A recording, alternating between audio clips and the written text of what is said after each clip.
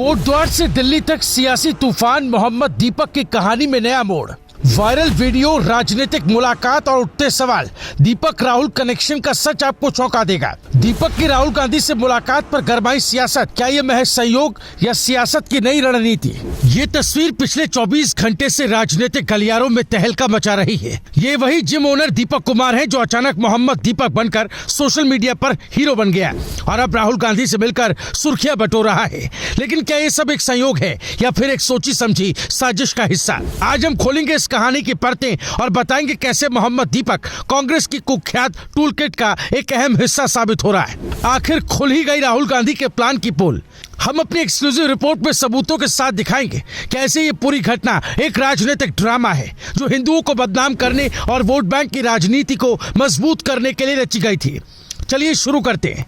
सबसे पहले घटना के बैकग्राउंड को समझिए। 26 जनवरी 2026 को उत्तराखंड के कोटद्वार में एक मुस्लिम दुकानदार की दुकान पर बाबा शब्द इस्तेमाल करने को लेकर कुछ स्थानीय बजरंग दल के लोग विरोध कर रहे थे। दावा था कि बाबा एक हिंदू शब्द है और इसका इस्तेमाल गलत है। तभी अचानक एक जिम ओनर दीपक कुमार बीच में कूद पड़ा। उसने खुद को मोहम्मद दीपक बताकर विरोधियों को चुनौती दी। वीडियो वायरल हुआ। रातों रात दीपक कुमार सोशल मीडिया पर मोहब्बत की दुकान का योद्धा बन गया। लेकिन क्या ये इतना सीधा साधा था? नहीं। हमारी जांच में पता चला कि ये सब पहले से प्लान था। दीपक कुमार के पुराने सोशल मीडिया पोस्ट देखिए। उसने पहलगाम टेरर अटैक के विक्टिम्स का मजाक उड़ाया था, दुबई कनेक्शंस दिखाए थे और अब अचानक पुराने पोस्ट डिलीट करने लगे।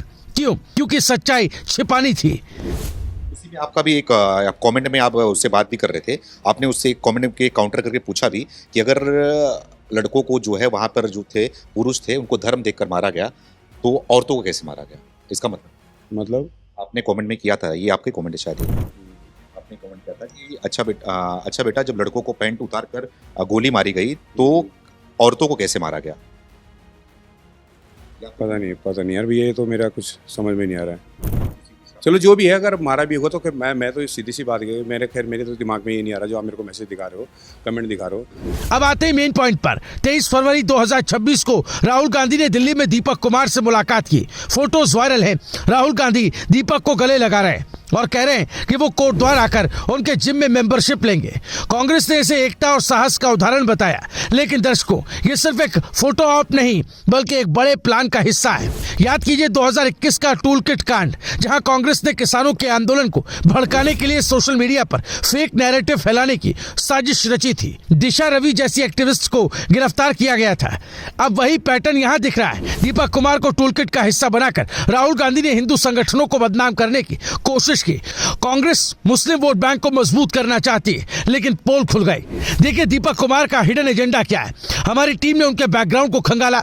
दीपक एक साधारण जिम ओनर थे, लेकिन घटना के बाद उनके जिम के सदस्य घटकर 15 रह गए। लोकल बॉयकॉट हुआ, लेकिन अचानक राहुल गांधी का सपोर्ट मिला। क्यों? क्योंकि दीपक कांग्रेस के संपर्क में थे।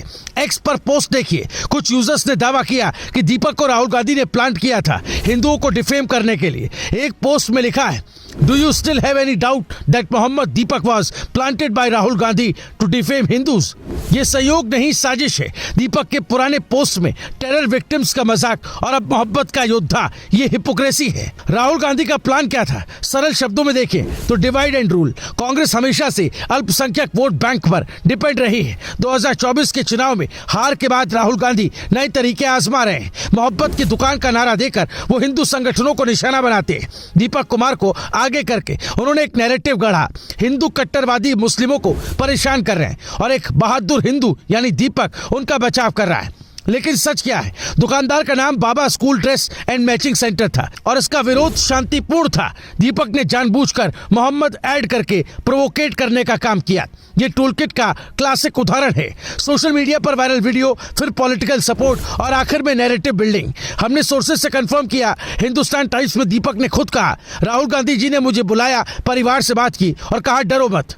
लेकिन क्यों बुलाया? क्योंकि दीपक का जिम बंद होने के कगार पर था। राहुल ने प्रॉमिस किया जिम विजिट का, लेकिन यह सिर्फ पीआर स्टंट है।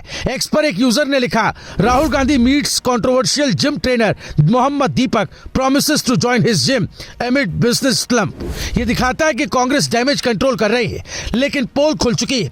दीपक के दुबई कनेक्शंस क्या है? क्यों पुराने पोस्ट डिलीट किए? क्या विदेशी फंडिंग शामिल है? इस पर जांच जारी है। राहुल गांधी के बारे में पहले इतना सीरियस नहीं थे लोग बाग, ठीक है। जैसे सोशल मीडिया पे उनके बारे में बातें करी जाती थी, जैसे उनके बारे में बताया जाता था, धीरे धीरे वो ये ना कि राहुल गांधी ने उस उपाधि को छू लिया है कि आजकल के रियल हीरो वही हैं कायदे में। जैसे यार भैया सीधी सी बात है यार, किसी एक टी शर्ट में उन्होंने इतनी भयंकर यात्रा कर दी और वो टी शर्ट आज भी पहन रहे हैं। वो संसद में भी मतलब वो पहन के चले जाते हैं, वो कहीं भी मतलब वो टी शर्ट पहन के चले जाते हैं। मैं उनको उस बंदे को मैं सैल्यूट करता हूँ। लेकिन कांग्रेस का पैटर्न देखिए, 2021 टूलकिट में उन्होंने ट्विटर पर हैशटैग चलाए, फेक न्यूज फैलाई। यहां भी वही मोहम्मद दीपक को हीरो बनाकर, बजरंग दल को विलेन बनाकर, हिंदू संगठनों को टारगेट करना। लेकिन लोकल लोगों ने बॉयकॉट किया क्योंकि उन्हें पता है दीपक का असली चेहरा क्या है। इस नजरिए से देखेंगे तो लगेगा कि ये सिर्फ घटना नहीं बल्कि बड़े गेम का हिस्सा है। राहुल गांधी की भारत जोड़ो यात्रा से लेकर अब तक वो ऐसे इंसिडेंट्स क्रिएट करते हैं, लेकिन इस बार पोल खुल गए। दीपक कुमार टूलकिट का प्यादा थे, वीडियो बनाओ, वायरल करो, फिर राहुल गांधी से मिलो। लेकिन सबूतों ने सब खोल दिया। अब सवाल यह है, क्या दीपक को सुरक्षा मिलनी चाहिए? उन्होंने खुद मांगी क्योंकि परिवार को धमकी मिल रही है। लेकिन क्यों? क्योंकि उनका एजेंडा एक्सपोज हो गया। सब कुछ देखकर और समझकर यह पता चलता है कि ये सेल्फ क्रिएटेड ड्रामा है। कांग्रेस अब मोहम्मद दीपक को हीरो बनाकर 2029 चुनाव के लिए ग्राउंड तैयार कर रही है। Bureau report, रायशुमारी।